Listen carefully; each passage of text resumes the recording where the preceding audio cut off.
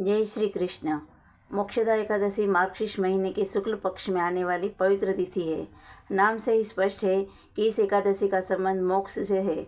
मोक्षदा एकादशी और गीता जयंती एक ही दिन ही आते हैं। इसी दिन श्री कृष्ण ने वीर अर्जुन को गीता का उपदेश दिया था।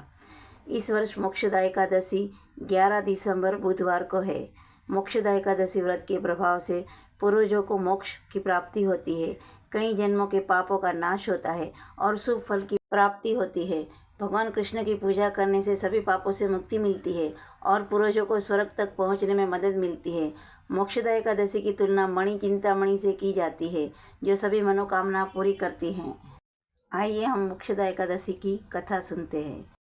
धर्मराजा युधिष्ठिर से कहने लगे कि हे भगवान, मैंने मार्गशीर्ष कृष्ण एकादशी अर्थात उत्पत्ता एकादशी की सविस्तार वर्णन सुना।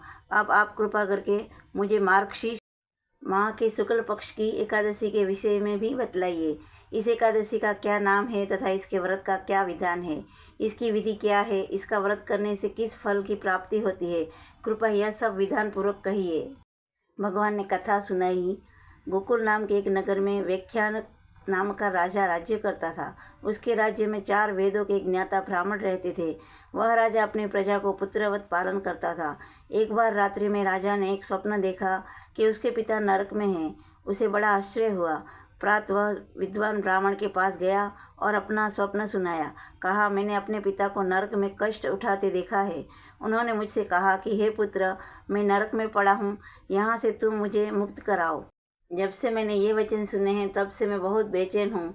चित्त में बड़ी अशांति हो रही है। मुझे इस राज्य, धन, पुत्र, स्त्री, हाथी, घोड़े आदि में कुछ भी सुख प्रतीत नहीं होता। क्या करूं? राजा ने कहा, हे ब्राह्मण देवताओं, इस दुख के कारण मेरा सारा शरीर जल रहा है। अब आप कृपा करके कोई तप, दान, व्रत आदि ऐसा उपाय बताइए जिससे मेरे पिता को मुक्ति मिले। उस पुत्र का जीवन व्यर्थ है जो अपने माता पिता का उद्धार न कर सके। एक उत्तम पुत्र जो अपने माता पिता तथा पूर्वजों का उद्धार करता है, वह 1000 मूर्ख पुत्रों से अच्छा है। जैसे एक चंद्रमा सारे जगत में प्रकाश कर देता है, परंतु हजारों तारे नहीं कर सकते। ब्राह्मणों ने कहा, हे राजन, यहाँ पास ही भूत भविष्य वर्तमान के ज्ञाता पर्वत ऋषि का आश्रम है। आपकी समस्या का हल वे जरूर करेंगे। यह सुनकर राजा मुनि के आश्रम पर गया। उस आश्रम में अनेक शांत चित्त योगी और मुनि तपस्या कर रहे थे। उसी जगह पर्वत मुनि बैठे थे। राजा ने मुनि को साष्टांग दंडवत किया। मुनि ने राजा से कुशलता के समाचार लिए। राजा ने कहा कि महाराज, आपकी कृपा से मेरे राज्य में सब कुशल है, लेकिन अकस्मात मेरे चित्त में अत्यंत अशांति होने लगी है। ऐसा सुनकर पर्वत मुनि ने आंखें बंद की और भूत विचार करने लगे। फिर बोले कि हे राजन, मैंने योग के बल से तुम्हारे पिता के कुकर्मों को जान लिया है। उन्होंने पूर्व जन्म में कामातुर होकर एक पत्नी को रति दी, किंतु सौत के कहने पर दूसरी पत्नी को ऋतुदान मांगने पर भी नहीं दिया। इसी पाप कर्म के कारण तुम्हारे पिता को नरक में जाना पड़ा। तब राजा ने कहा, इसका कोई उपाय बताइए। मुनि बोले, हे राजन, आप मार्गशीर्ष एकादशी का उपवास करें और उस उपवास के पुण्य को अपने पिता को संकल्प कर दे। इसके प्रभाव से आपके पिता की अवश्य ही नरक से मुक्ति होगी। मुनि के वचन सुनकर राजा महल में आया और मुनि के कहने अनुसार कुटुंब सहित मोक्षदा एकादशी का व्रत किया। इसके उपवास का पुण्य उसने पिता को अर्पण कर दिया। इसके प्रभाव से उसके पिता की मुक्ति मिल गई और स्वर्ग में जाते हुए वे पुत्र से कहने लगे, हे पुत्र, तेरा कल्याण हो। यह कहकर स्वर्ग चले गए।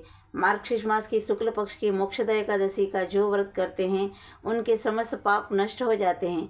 यह कथा को पढ़ने या सुनने से वाजपेयी यज्ञ का फल मिलता है। यह व्रत चिंतामणि के समान सब कामना पूर्ण करने वाला तथा मोक्ष देता है। आप भी यह मोक्षदा एकादशी को भगवान नारायण की पूजा व व्रत कर अपने पितरों को अर्पण कर उनका कल्याण अवश्य करें। जय श्री कृष्ण।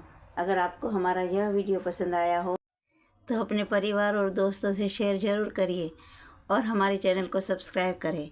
हमारे चैनल में कमेंट ज़रूर लिखें और हमें लाइक ज़रूर करें। धन्यवाद। जय श्री कृष्ण।